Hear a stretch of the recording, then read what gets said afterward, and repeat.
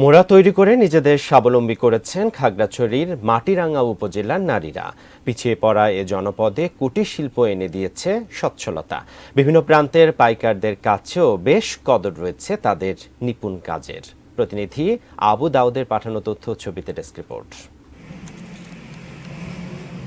মাটিরাঙ্গা উপজেলার দুর্গম পাহাড়ি জনপদ কাজীপাড়া ও হাতিয়াপাড়া। ওই গ্রামের প্রতিটি বাড়ি যেন ছোট ছোট কুটির শিল্পের কারখানা।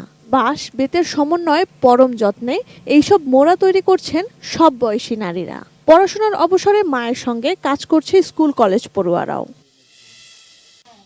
সপ্তাহে 2 থেকে 3 জোড়া মোড়া তৈরি করে থাকেন এক একজন। আকার ভেদে প্রতি জোড়া বিক্রি হয় 350 থেকে 600 টাকায়। সপ্তাহে 1500 টাকা পর্যন্ত এক একজন আয় করতে পারেন বলে জানান এই শিল্পে জড়িতরা। এসব মোড়া বাড়ি বাড়ি গিয়ে সংগ্রহ করেন স্থানীয় পাইকাররা। বিপণন প্রক্রিয়া সহজ হওয়ায় অন্যরাও আগ্রহী হয়ে উঠছেন এই পেশায়। সংসারের কাজ কাম করি সারাদিন, বিকাল টাইমে বসে বা রাতের 10টা পর্যন্ত বানাই। ঘরের কাজ সারি, মোড়াগুলা বানাই। ছেলে মেয়েদের লেখাপড়া সহযোগিতা হয় বা নিজের ঘরে সহযোগিতা হয়। মহিলারা মোড়াগুলো বানা, আমি এতে খরচ করি, আমি কিনি এবং ঢাকা সিডাং বিভিন্ন জায়গাতে দিই এবং আমারও লাভ হয়, ওদেরও লাভ হয়। অনুপ্রেরণা দেওয়ার পাশাপাশি কুটির শিল্পীদের সব ধরনের সহযোগিতার আশ্বাস দিয়েছেন উপজেলা নির্বাহী কর্মকর্তা।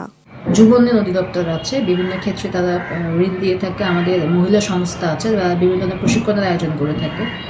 তো আমরা তাদেরকে মোটিভেট করার জন্য আমরা তাদের মাধ্যমে তাদের বিষয়ে প্রয়োজনীয় সহযোগিতা তারা যেভাবে চায় বিধিবিধানের আলোকে যেটুকু সহযোগিতা করা যায় ততটুকু করার জন্য আমরা সর্বোচ্চ চেষ্টা করি। Sanjida Sylvia, desk report, ATN news.